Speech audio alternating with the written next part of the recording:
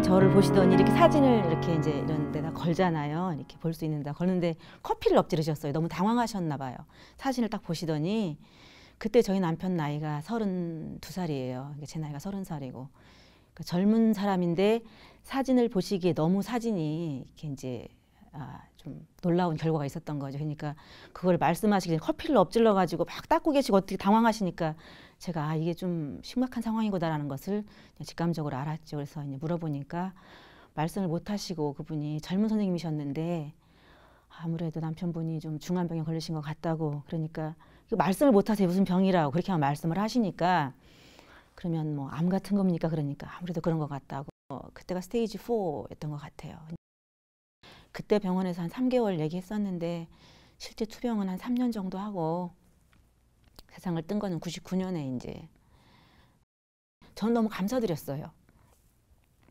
그 감사한 마음이 왜 생겼냐면 제가 초등학교, 중학교, 고등학교를 같이 보낸 12년 지기 동창이 하나 있어요. 근데 친정에 남편이 혼자 시댁에 갔다 오겠다고 나갔는데 교통사고로 그냥 세상을 뜬 거예요. 그러니까 아내의 기억 속에 있는 남편은 아침에 나 어머니한테 갔다 올게라고 말한 남편의 기억에 있는데 이제 아내가 병원에서 남편 세상을 떴다는 전화를 받았을 거 아니에요. 그러니까 그 친구를 생각을 하니까 나는 이게 분명히 중한 병이지만 이 사람과 이별할 시간이 있다라는 게 그렇게 행복할 수가 없었어요.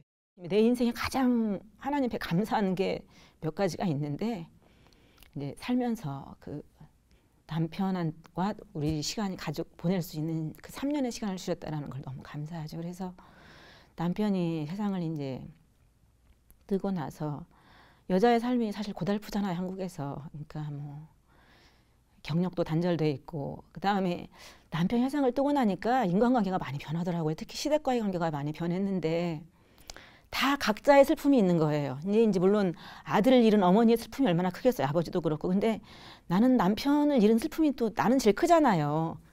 그러니까 다 각자의 슬픔에 매몰돼서 상대방을 보기가 너무 어려웠던 것 같아요. 우리가 분명히 3년을 준비했음에도 불구하고 남편이 떠나가고 나니까 갑자기 그 장례식 이후로 관계가 너무 서먹해지는 거예요. 불편하고 먹고 사는 것도 당장 너무 어려워지고 이제 미국에 언니가 그때 큰 언니가 살고 있었는데 그 언니하고 제일 친했어요. 형제들 중에도 친한 형제가 있잖아요. 저희가 딸이 넷인데 제가 이제 셋째인데 아침마다 언니가 전화가 오는 거예요. 매일 거르지 않고 어떻게 지내는지 잘 사느냐. 그러면서 언니가 동생이 미국에 왔으면 하는 얘기를 계속 하세요. 여기는 그래도 여자가 혼자 돼도 먹고 살만한데 그러니까 뭐 언니 난 영어도 못하고 내가 가서 뭐를 어떻게 지금 비자도 없잖아. 글쎄 말이다. 여기 와서 살면 좋은데 계속 그렇게 하는 거예요. 우리가 기도하면서 찾아보자. 그때는 미국 오는데 시간이 지금보다 더 걸렸어요. 한 17시간 정도 걸렸던 것 같아요. 왜냐하면 시카고의 경유에서 3시간 정도를 쉬고 이렇게 왔었는데 잠잔 기억밖에 없고요. 저를 언니가 이제 어떤 변호사 사무실에 저를 데리고 갔어요. 거기서 이제 일을 하라고. 근데 제가 한편으로는 반가우면서 너무 겁이 나는 게 영어를 해본 적이 없잖아요. 변호사님께서 혜주 씨 영문과 나왔잖아. 제가 대학 때 영문학을 전공했어요. 근데 사실 이런 말 하면 부끄러운 게 영문과 나오셨으니까 영어 잘하시겠네 이렇게 말하는데 저는 그렇게 얘기를 해요. 영어를 못해서 좀 잘해보려고 간 게 영문과다. 심지어는 제 친구들 중에서는 국어영문학과다라고 말하는 분들도 있잖아요. 영문학으로 된 책을 국어로 읽기 때문에 이제 미국에 와 살다 보니까 이제 이게 뭐 사별을 하셨건 뭐 이혼을 하시건 혼자 사는 여자들이 다 느끼는 공통점이에요. 그러니까 혼자 살고 있는데 남편이 세상을 먼저 떠났습니다. 딸이 하나 있습니다라고 얘기를 하면 그분들의 어떤 그 표정이나 태도가 바뀌는 걸 제가 알 수가 있겠는 거예요. 일단은 이성적인 부분에서 남자분들이 일단 어쨌든 쉽게 보시는 건 사실이더라고요. 그거는 뭐 제 개인적인 경험일 수도 있지만 그런 경험이 있었고 그리고 뒤에 나를 봐줄 남편이 없기 때문에 함부로 해요, 사람들이.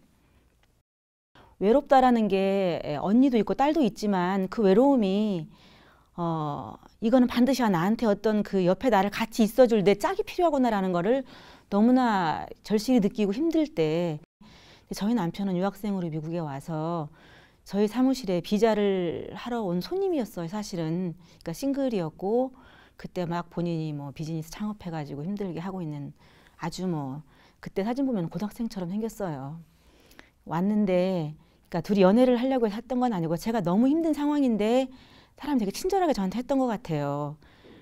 저희 사무실 여직원들끼리 총각이니까 우리가 중매를 쓰자고 해서 그분한테 중매를 섰어요. 우리가 어떤 여자분을 중매를 섰는데 갔다 오고 나서 우리가 그 여자분 어떠셨냐고 물어보니까 마음에 안 들었다는 얘기를 하면서 이분이 지나가는 말처럼인지 의미가 있었는지 차라리 여기는 미스정이 저는 더 좋습니다라고 얘기를 했어요. 지금 그 말을 하면 남편이 잘 그런 말 한 적 없다고 부정할 수도 있는데 진짜 그 말을 했어요. 그러니까 사람이 나한테 여지가 이렇게 좀 생기잖아요. 이 사람이 나를 여자로 보고 있네. 나는 딸도 하나 있고 나이도 2살이 더 많은데 그러면 좀 어떻게 좀 가능할까라는 굉장히 뭐라 그럴까 기대감이 좀 있었어요.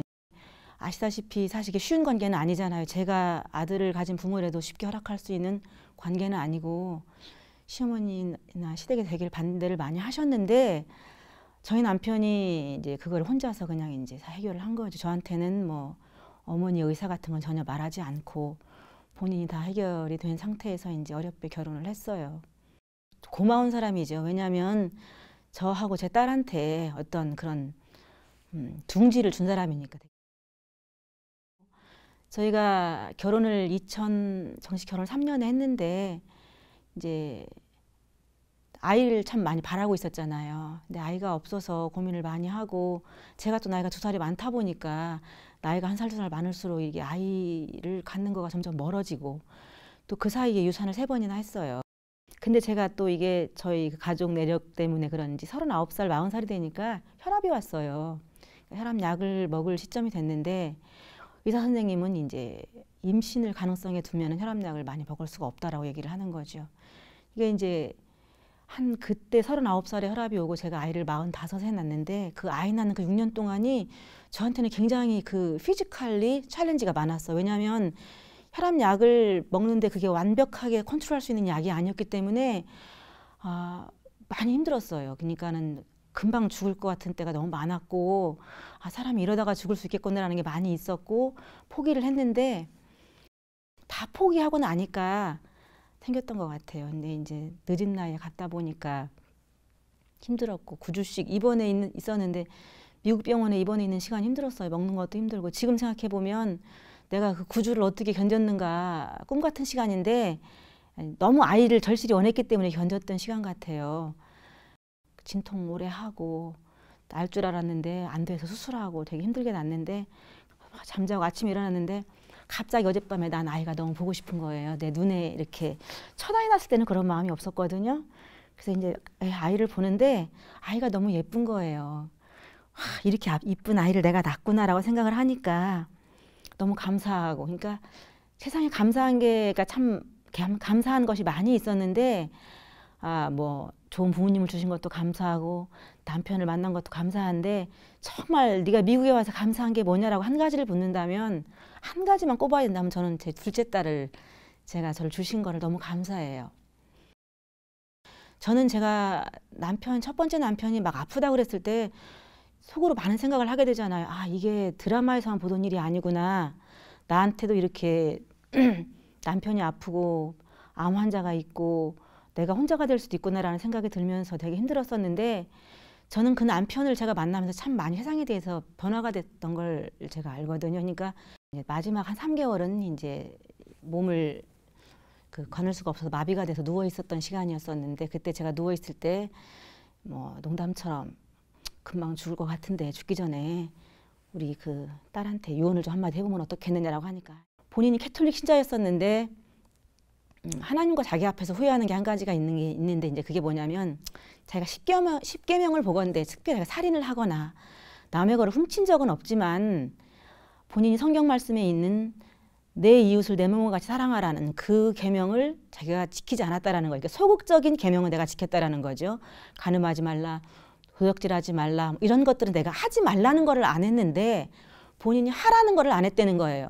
내 이웃을 내 몸처럼 사랑하라고 하셨는데 사랑은 자기가 안 했다는 거예요. 그러니까 그게 너무 후회된다는 거죠. 그러면서 이제 한 말이 시간이 너를 기다려주지 않으니까 당장 하고 싶은 게 있으면 내일로도 미루지 말고 오늘 해라. 저는 우리 아이들한테 만약에 뭘 해주고 싶은 말이 있다면 시간이라는 것을 그렇게 기다려주지 않으니까 하고 싶은 게 있으면 하되, 저는 그 우리 아이들의 삶이 작은 아이도 그렇고 큰 아이도 그렇고 소박하게 뭐 대단하게 무슨 뭐 인류를 구원하고 이런 것이 아니고, 네가 나오기 전보다 조금이라도 더 좋은 세상을 만드는데 한 가지만이라도 했으면, 굶는 사람도 많은 세상에 그래도 선택받은 아이들이잖아요. 좋은 교육도 받을 수 있고 맛있는 음식 먹을 수 있기 때문에 대학을 나와서 엄마한테 뭘 해줄 생각하지 말고 네가 나오기 전보다 조금이라도 좋은 세상을 만들도록 해라. 그런데 그게 나중에 다 은퇴하고 나서 돈 벌고 나서가 아니고 시간이 너를 기다려주지 않으니까. 제가 그걸 경험을 했잖아요. 시간이 기다려주지 않는다는 것을. 그러니까 오늘 당장 실행을 하라. 나는 정혜주입니다. 이것이 나의 코리안 아메리칸 스토리입니다.